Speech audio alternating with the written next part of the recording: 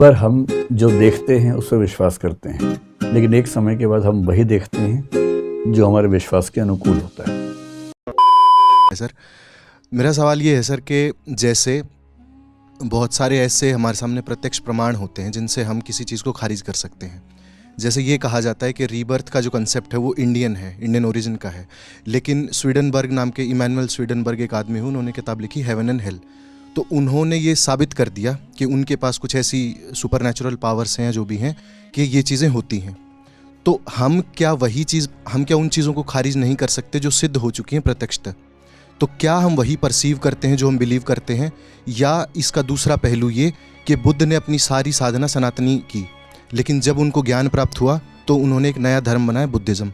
तो क्या बुद्ध ने वो बिलीव नहीं किया जो उन्होंने परसीव किया?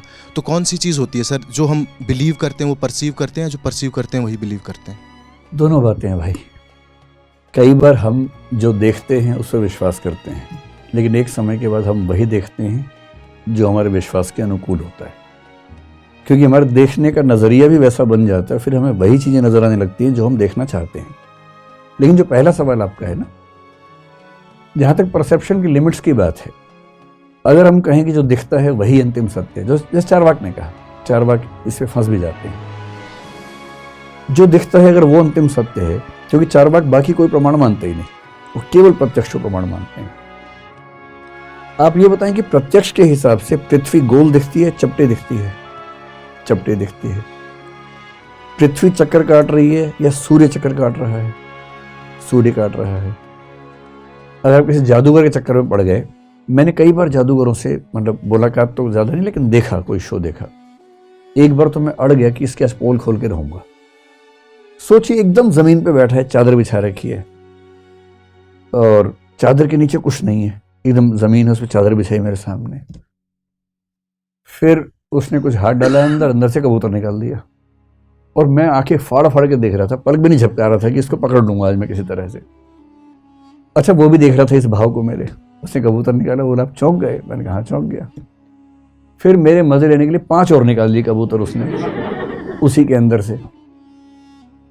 अब मैं जानता हूं कि ये ट्रिक है, पर मेरी आंखें, मेरी प्रत्यक्ष क्षमताएं पकड़ नहीं पा रही हैं, क्योंकि प्रत्यक्ष क्षमताएं भी तो सीमित होती है ना। आप कोई जादू देखेंगे, नहीं पकड़ पाएंगे आप भी। तो प्रत्यक्ष को अंतिम प्रमाण मानने में खतरा सिर्फ ये है कि प्रत्यक्ष करने वाला कितना जागरूक है, कितनी ट्रिक्स समझ पाता है। जितने जादूगर हैं सब ट्रिक्स करते हैं, पर हम नहीं पकड़ पाते हैं। मेंटलिज्म आजकल एक नया खेल है। ऐसे लोग मिलेंगे, वो आपका पासवर्ड या आपके दिमाग में क्या चल रहा है बोल के बता देंगे, स्पेलिंग बता देंगे।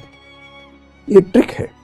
वो आपकी आंखों के झपकने के भाव से, चेहरे के मूवमेंट से इतनी रिसर्च कर चुके हैं कि हर चेहरे के मूवमेंट के लिए एक लेटर या एक नंबर उन्होंने डिकोड कर रखा है, उससे पहचान जाएंगे।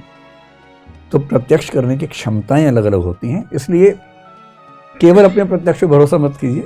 हमसे समझदार लोगों के प्रत्यक्ष हमसे बेहतर हो सकते हैं, इस पर भी भरोसा होना चाहिए।